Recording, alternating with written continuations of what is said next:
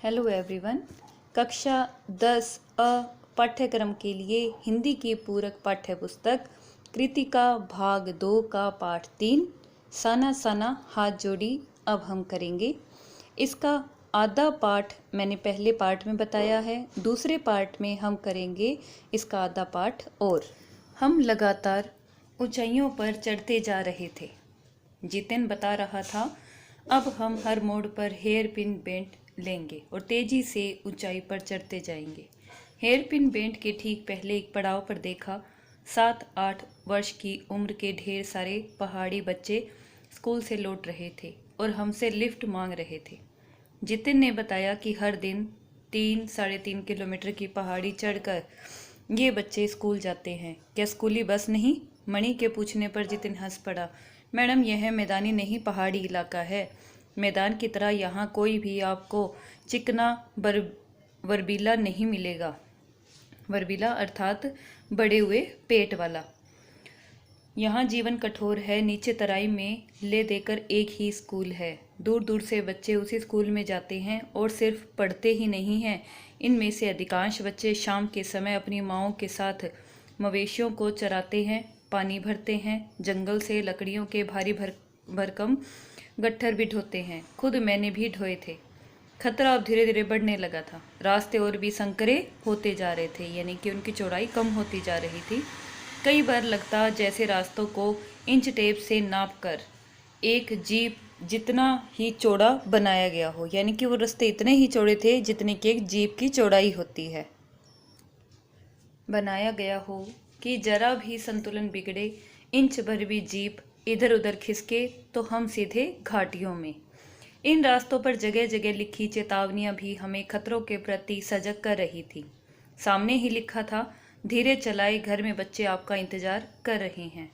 थोड़ा और आगे बढ़े कि फिर एक चेतावनी, be care, man eater around. पर हमें नरभक्षी जानवर नहीं, दूध देने वाले याक दिखे, काले काले ढेर सारे याक। पहाड़ों पर गिरती बर्फ से प्राकृतिक ढंग से रक्षा करने वाले घने घने बालों वाले याक। सूरज ढलने लगा था। हमने देखा कुछ पहाड़ी औरतें गायों को चराकर वापस लौट रही थी। कुछ के सिर पर लकड़ियों के भारी भरकम गट्ठर भी थे। ऊपर आसमान फिर धुंध और बादलों से घिरा हुआ था। उतरती संध्या में जीप अब चाय के बागानों से गुजर रही थी कि फिर एक दृश्य ने मुझे अपनी ओर खींच लिया।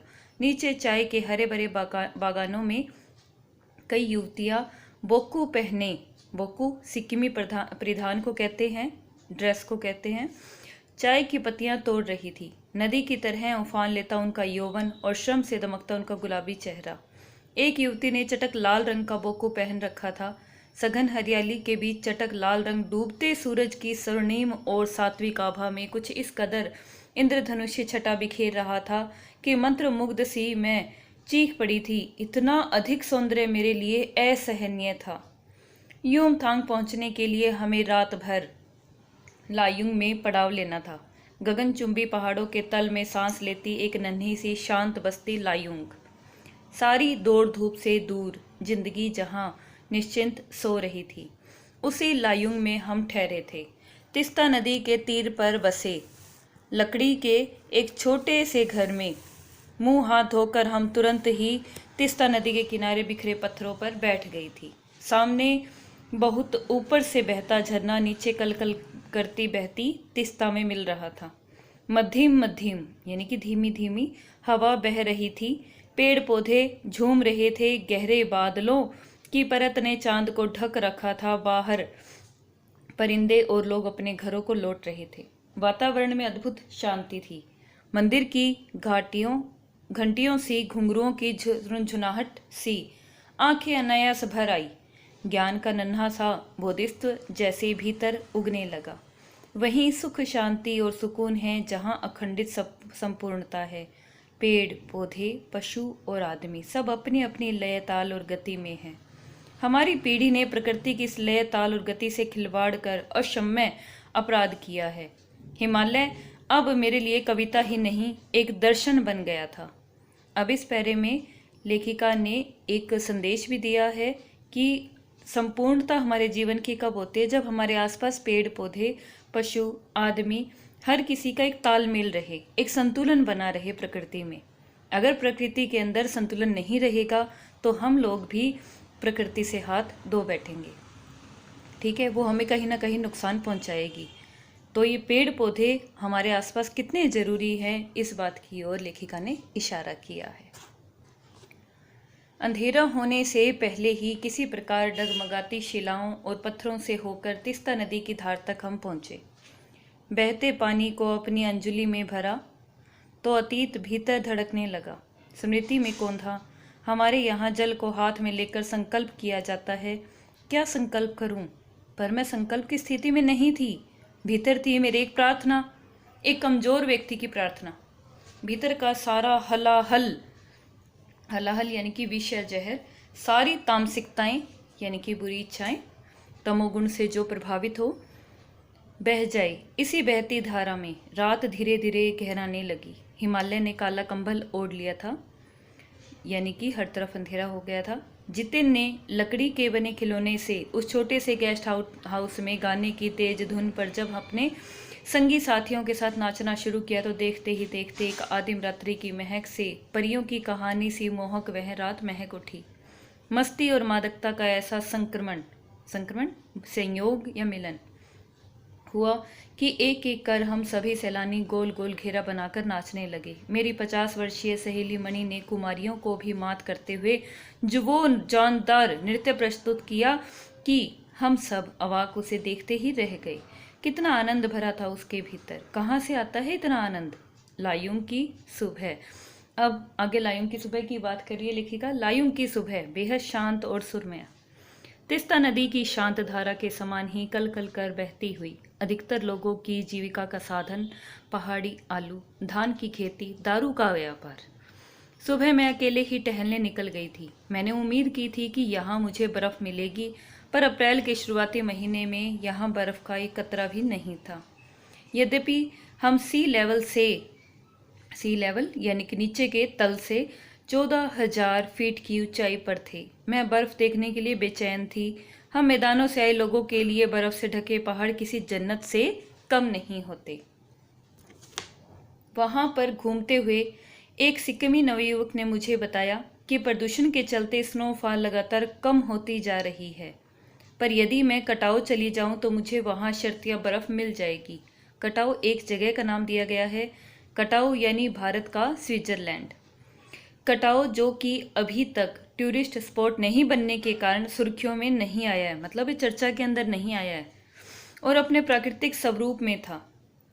अगर कोई भी टूरिस्ट स्पॉट अगर सुर्खियों में आ जाता है तो वो प्राकृतिक स्वरूप उसका नष्ट हो जाता है, क्योंकि व्यक्ति मनुष्य जहाँ भी जाता है वो प्रदूषण ही फैलाता है। तो कटाओ में कुछ ऐसा नहीं था, तो इसलिए वहाँ प्राकृतिक सौंदर्य अत्यधिक था और बर्फ भी ज़्यादा पड़ती थी।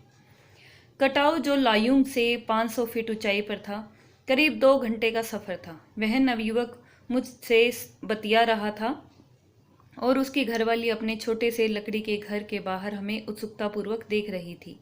तभी गाय ने आकर बाहर थैले में रखा उसका महुआ गुड़ुप कर लिया था, मतलब उसका जो खाने का सामान था उसे निगल लिया था। मीठी झिड़कियाँ देकर उसने गाय को भगा दिया था। झिड़कियाँ यानी कि मिठास में उसने डांट दिया गाय को। उम्मीद, आवेश, उत्तेजना के साथ हम हमारा सफ़र कटाओ की ओर। कटाओ का रास्ता और खतरनाक था और उस पर धुंध और बारिश। जितेन लगभग अंदाज से गाड़ी चला रहे थे। पहाड़, पेड़, आकाश, घाटियाँ, सब पर बादलों की परत। सब कुछ बादल में। बादलों को चीर कर निकलती हमारी जीप। खतरनाक रास्तों के एहसास ने हमें मौन ही कर दिया था। और उस पर बारिश। एक चूक और सब खल्लास, यानी कि सब खत्म।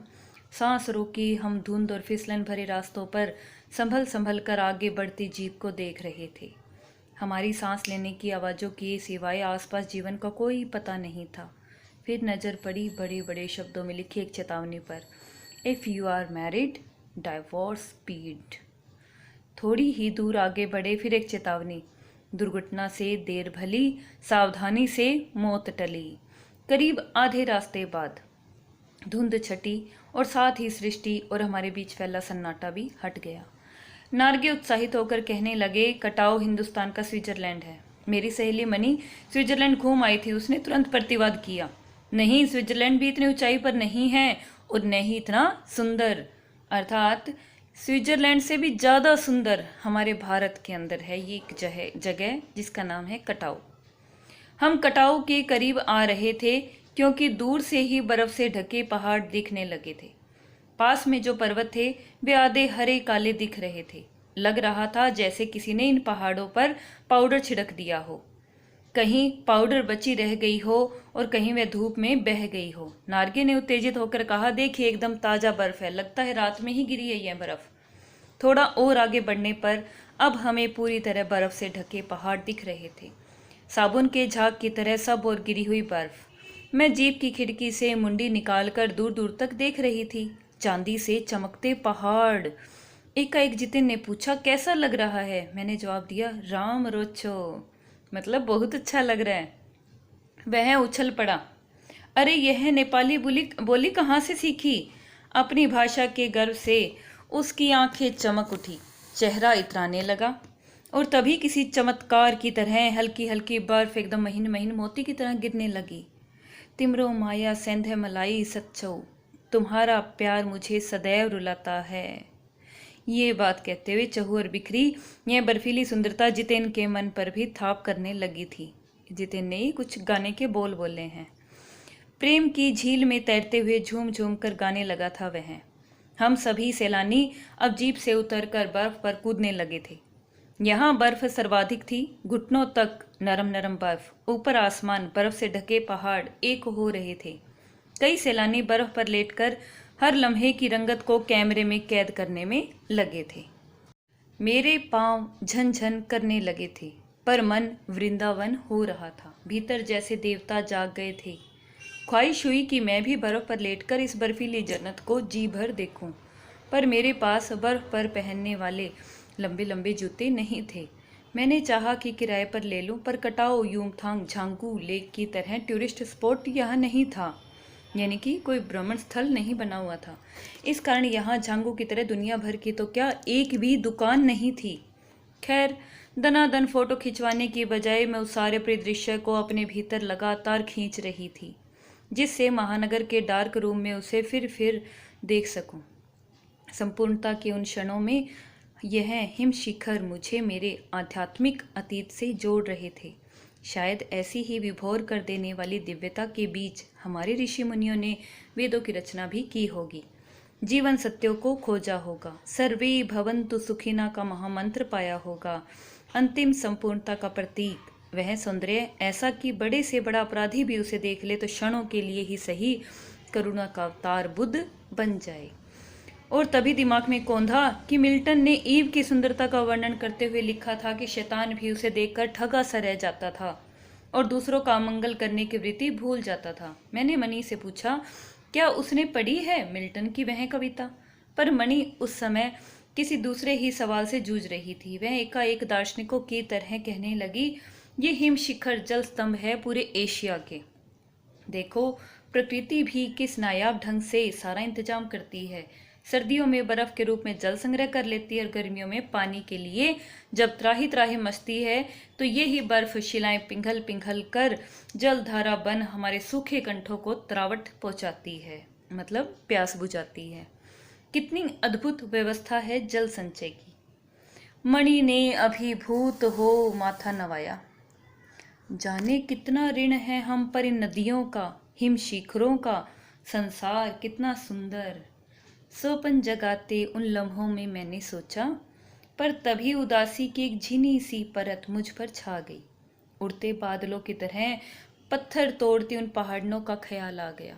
आत्मा का अनंत परतों को छीलता हुआ हमारा यह सफर थोड़ा और आगे बढ़ा कि तभी देखा इक्की दुक्की फौजी छावनियां। ध्यान आया यह बॉर्डर एरिया है, थोड़ी दूरी पर ही हम चीन की सीमा है। एक फौजी से मैंने कहा, इतनी कड़कड़ाती ठंड में जब वहाँ का तापमान था -15 डिग्री यानी कि 15 डिग्री माइनस में, आप लोगों को बहुत तकलीफ होती होगी। वह हंस दिया और एक उदास हंसी। आप चैन की नींद सो सके इसलिए तो हम यहाँ पहरा दे रहे हैं।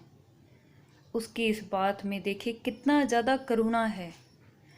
फेरी भेटुला, फिर मिलेंगे कहते हुए जितेन ने जीप चालू कर दी। थोड़ी देर बाद फिर दिखी एक फौजी छावनी जिस पर लिखा था we give our today for your tomorrow. मन उदास हो गया, भीतर कुछ पिघलने लगा। महानगर में रहते हुए कभी ध्यान ही नहीं आया कि जिन बर्फीले इलाकों में वैशाख के महीने में भी 5 मिनट में ही हम ठिठुरने लगे थे, हमारे जवान पोष और माघ में भी, जबकि सिवाय पेट्रोल के सब कुछ यहाँ जम जाता है और तैनात रहते हैं।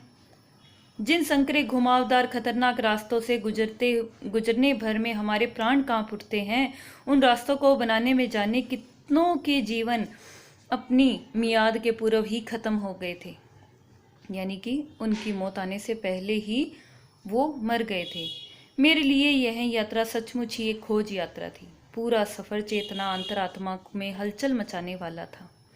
बहरहाल अब हम लायुंग वापस लौटकर फिर युमथांग की ओर। जितेन कुछ दिन पूर्व ही नेपाल से तरोताजा आया था। युमथांग की घाटियों में एक नया आकर्षण और जुड़ गया था, ढेरों ढेर प्रियता और रोडोडेंड्रो के फूल। जितेन बताने लगा बस 15 दिनों में ही देखेगा पूरी घाटी फूलों से इस कदर भर जाएगी कि लगेगा फूलों की सेज रखी हो। यहाँ रास्ते अपेक्षाकृत चौड़े थे, इस कारण खतरों का एहसास भी कम था। इन घाटियों में कई बंदर भी दिखे, कुछ अकेले तो कुछ अपने बच्चों के साथ। बहरहाल घाटियों, वादियों, पहाड़ों, बादलों की आंख मिचौली दिखाती, पहाड़ी कबूतरों को उड़ाती हमारी जीप जब युमथांग पहुंची तो हम थोड़े निराश हुए। बर्फ से ढके कटाव के हिम शिखरों को देखने के बाद युमथांग थोड़ा फीका लगा और यह भी एहसास हुआ कि मंजिल से कहीं ज़्यादा रोमांचक होता है मंजिल तक का सफ़र। बहरहाल युमथांग में चिप्स बेचती एक सिक्किमी युवती से मैंने पूछा क्या तुम सिक्किमी हो, तो उसने जवाब दिया नहीं, मैं इंडियन हूँ। सुनकर बहुत अच्छा लगा कि सिक्किम के लोग भारत में मिलकर बहुत खुश हैं। जब सिक्किम स्वतंत्र रजवाड़ा था तब टूरिस्ट उद्योग इतना नहीं फूला फला था। हर एक सिक्किमी भारतीय आबो हवा में इस कदर घुल मिल गया है कि लगता ही नहीं कभी सिक्किम भारत का हिस्सा नहीं था। जीप में बैठने को हुए एक पहाड़ी कुत्ते ने रास्ता काट दिया। मणि ने बताया ये पहाड़ी कुत्ते हैं, ये भौंकते नहीं हैं, ये सिर्फ चांदनी रात में ही भौंकते हैं। क्या विस्मय और अविश्वास से मैं उसे सुनती रही। क्या समुंदर की तरह कुत्तों पर भी पूर्णिमा की चांदनी कामनाओं का ज्वार भाटा जगाती है। खैर, लौटती यात्रा में जीप में भी जितेन हमें रकम रकम की जानकारियाँ देता रहा। तरह तरह, रकम रकम का अर्थ होता है तरह तरह। मैडम, यहाँ एक पत्थर है जिस पर गुरु नानक के फुटप्रिंट हैं। कहते हैं यहाँ गुरु नानक की थाली से थोड़े से चावल छिटक कर बाहर गिर गए थे। जिस जगह चावल छिटक कर गिरे थे वहाँ चावल की खेती होती है। करीब 3-4 किलोमीटर बाद ही उसने फिर उंगली दिखाई। मैडम, इसे खेदुम कहते हैं। यह पूरा लगभग 1 किलोमीटर का एरिया है। यहाँ देवी देवताओं का निवास है। यहाँ जो गंदगी फैलाएगा वह मर जाएगा। तुम लोग पहाड़ों पर गंदगी नहीं फैलाते? इतने में जितेन ने जीभ निकालते हुए कहा नहीं मैडम, पहाड़, नदी, झरने, हम इनकी पूजा करते हैं। इन्हें गंदा करेंगे तो हम मर जाएंगे। फिर मैंने कहा तभी गैंगटॉक इतना सुंदर है। गैंगटॉक नहीं मैडम, गंतोक कहिए। इसका असली नाम तो गंतोक है। गंतोक का मतलब होता है पहाड़। मैं कुछ पूछती कि वह फिर चालू हो गया। मैडम, युमथांग से पहले टूरिस्ट स्पॉट नहीं था। यह तो सिक्किम जब भारत में मिला उसके ही कई वर्षों बाद भारतीय आर्मी के कप्तान शेखर दत्ता के दिमाग में आया कि यहाँ सिर्फ फौजियों को रखकर क्या होगा, घाटियों के बीच रास्ते निकालकर। आप देखिए अभी भी रास्ते बन रहे हैं। हाँ, रास्ते अभी भी बन ही रहे हैं। नए नए स्थानों की खोज अभी भी जारी है। शायद मनुष्य की इसी असमाप्त खोज का नाम सौंदर्य है। मन ही मन मैं कहती हूँ। जीप आगे बढ़ने लगती है और इस तरह से पूरा होता है लेखिका मधु कांकरिया का गंतोक का सफ़र। उम्मीद करती हूँ कि आपको अच्छे से समझ आई है। धन्यवाद।